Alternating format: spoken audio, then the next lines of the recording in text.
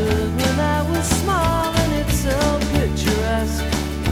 Looking through the crystal ball, can you picture?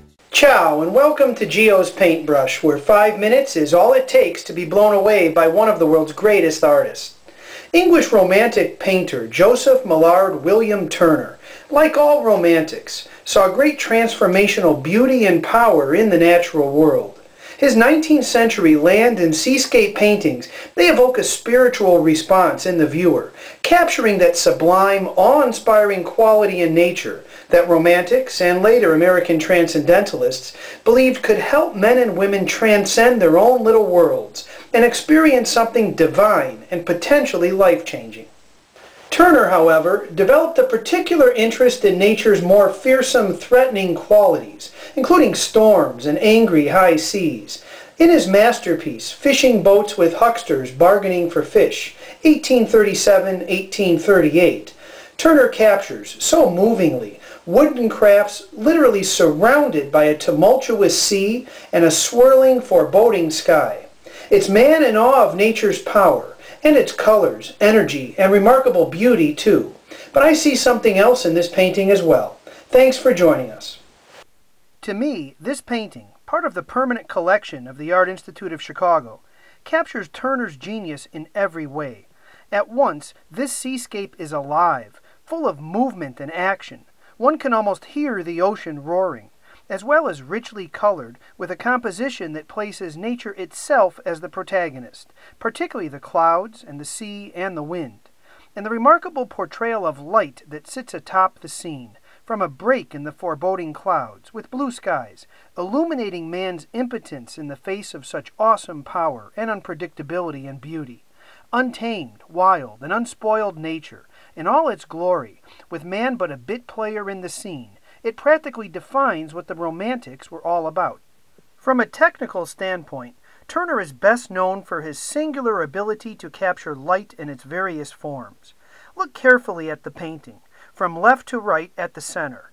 Far left we see dark storm clouds surrounding the larger boat. Moving right, we see the sun coming through the clouds and illuminating that vessel and the hands on deck.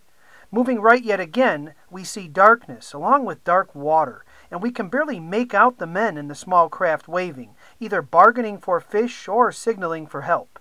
This ability to capture various degrees of light beneath cloud formations, positioned perfectly in terms of angle, all in the context of a rapidly changing, unpredictable storm scene, is something to behold, even if seascapes aren't exactly your cup of tea. Turner, whose exposure to Dutch sea paintings can be detected by the detail he devotes to the small, almost insignificant men aboard the large ship. When magnified, this detail is more obvious. He influenced significantly the Impressionists later in the 19th century, who also sought to capture light and other elements of the natural world in specific moments in time, true to their impressions of them, generating an emotional rather than an intellectual response. In this painting, one can see clearly, especially in the white and blue and green churning water, and in the swirling clouds, blue, white, and gray, the precursor to an impressionist portrayal of color, form, and light, with layers of blended color, ethereal forms, and changing degrees of light. This tendency toward the fantastic and the ephemeral, as opposed to an idealized, realistic representation that adheres to traditional forms and color usage in a sort of timeless way, kind of like Plato's notion of the world of forms, was carried even further in the 20th century when the moderns took Turner's approach, and that of the Impressionists, all the way to complete abstraction. The title of this painting by Turner, Fishing Boats with Hucksters Bargaining for Fish, is fascinating to me. I mean, given that nature is the star here, and that the people in the painting are so small and obviously at the mercy of the stormy sea and sky, why name the painting after them? Well, this title, which I find unusual, suggests to me that this piece is not simply about man's impotence in the face of an awe-inspiring, powerful natural world, but portrays, in addition, the human capacity for carrying on its activities, even its business, in spite of, well, in fact, right in the middle of, nature's fury. In this sense, then, the painting reveals a more complex relationship between man and nature than is evident at first glance. Nature is a dangerous, uncontrollable force man cannot tame.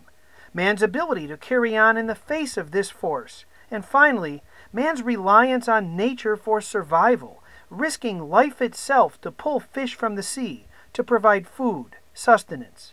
This is a masterful seascape, evoking fear, wonder, empathy, humility, and respect, while at the same time revealing Turner's influence on later masters from the Impressionist and Modernist periods.